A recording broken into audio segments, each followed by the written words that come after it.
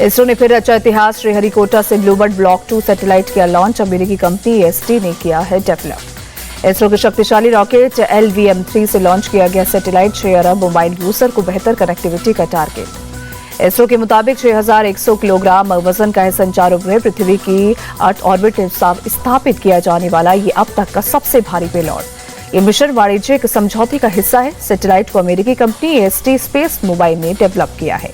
बांग्लादेश के चटगांव में 2 हिंदू परिवारों के घरों में आगजनी। हमलावरों ने घरों के दरवाजे बाहर से किए थे बंद। घटना के वक्त घरों में 8 लोग मौजूद थे। सभी बांस और टीन की दीवारें काटकर बचाई जान। 2 घरों के कुल 7 कमरे जलकर खाक।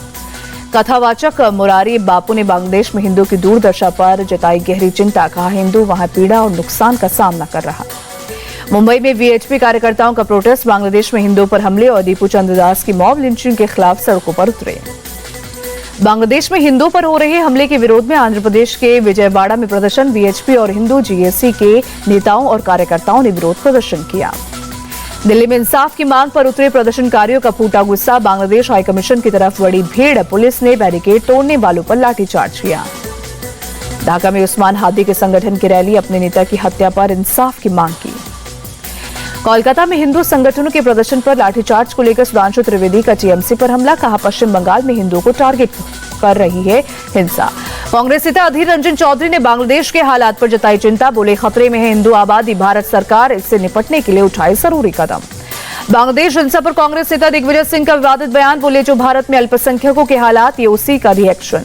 केंद्रीय मंत्री गिरिराज सिंह ने बांग्लादेश में हिंदुओं पर हमले को दुर्भाग्यपूर्ण बताया। कहा, बांग्लादेश पाकिस्तान के रास्ते पर चल रहा है। जामिया यूनिवर्सिटी में विवादित सवाल पर एक्शन। क्वेश्चन पेपर सेट करने वाले professor Virendra Balaji suspend. Police मुस्लिम अत्याचारों से जुड़े सवाल पूछे गए थे। यूनिवर्सिटी ने जांच के लिए कमेटी भी बनाई। बीए सोशल वर्क डेवलपमेंट के पहले सेमेस्टर का था एग्जाम। मुर्शिदाबाद लिंचिंग केस के सभी 13 आरोपियों को उम्र कैद की सजा। वक्फ कानून के विरोध के दौरान की थी पिता पुत्र की हत्या। मध्य प्रदेश में एसआईआर के बाद ड्राफ्ट वोटर लिस्ट जारी। 42 लाख कटे नाम। छत्तीसगढ़ में 27 लाख वोटर हुए कम। केरल में भी 24 लाख वोटर लापता। अयोध्या की 15,000 साधु संतों ने एसआईआर फॉर्म में पिता वाले कॉलम में अपने गुरु या हिंदू देवताओं के नाम लिखे। महंतों ने माता के नाम के आगे मां जानकी का नाम लिखा। ममता बनर्जी का बड़ा बयान। पैसों के दम पर मुसलमानों को बांट रही बीजेपी को देश से खत्म करके ही दम लूंगी। गिरिराज सिंह ने ममता बनर्जी पर साधा निशाना। का पश्चिम बंगाल में कुछ लोग बांग्लादेश की कल्पना कर रहे हैं। ममता बनर्जी शायद यही सोच रही हैं, लेकिन ये संभव नहीं है। एसआईआर को लेकर बीजेपी का ममता बनर्जी पर निशाना। अमित मालवीय बोले, 12 राज्यों में सिर्फ ममता कर रहे हैं विरोध। अवैध फेक वोटर्स को नहीं बचा पाएंगी। राहुल के फर्जी वोटिंग वाले बयान पर बीजेपी का हमला। शहजाद पूनावाला बोले, बिना तथ्यों के आरोप लगाना राहुल की पुरानी आदत। बीजेपी नेता शहनवाज हुसैन ने बर्लिन से आरएसएस पर राहुल गांधी के हमले पर किया पलटवार। कहा, आरएसएस देश से प्यार करता है। ये बाहर से इटली या पाकिस्तान से नहीं आया। बीजेपी के कार्यकारी अध्यक्ष नितिन नबीन ने राहुल गांधी को पार्ट टाइम पॉलिटिशियन बताया। कहा, वो बिहार में हारने के बाद जर्मनी में भारत का अपमान कर रहे। बीजेपी के कार्यकारी अध्यक्ष नितिन नबीन ने पटना में किया वादा। अगले 5 सालों में विकास की नई कहानी लिखेगा बिहार। युवाओं को बम्पर रोजगार मिलेगा। नितिन नबीन का तेजस्वी पर भी सीधा हमला। बोले, वो हार के बाद विदेश यात्रा पर निकल गए। सत्र के एक भी कार्यवाही में मौजूद नहीं रहे। रोड शो के बाद नितिन नबीन ने सीएम नीतीश से मुलाकात की। दोनों डिप्टी सीएम भी रहे मौजूद। अमरावती में पूर्व सांसद नवनीत राणा के बयान पर विवाद। कहा, हिंदुओं को 3 बच्चे पैदा करने चाहिए। लखनऊ में बीजेपी के ब्राह्मण विधायकों का मंथन। साहेबभोज में पहुंचे 40 से ज्यादा विधायक। कुशीनगर विधायक पंचानंद पाठक के घर बैठक।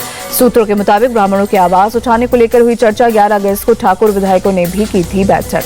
सिद्धार्थनगर की शोहरतगढ़ सीट से अपना दल एसके विधायक विनय वर्मा ने अपनी जान का खतरा बताया। यूपी विधानसभा में उठाया मुद्दा। पीएम मोदी अमित शाह से भी शिकायत की। एक इंटर कॉलेज में कथित अवैध फीस वसूली की शिकायत से शुरू हुआ विवाद। नेपाली मूल के कॉलेज प्रबंधक ने उल्टे विधायक के खिलाफ सीएम ऑफिस में कर दी शिकायत। विधायक ने उच्च स्तरीय जांच और अपनी सुरक्षा की मांग की।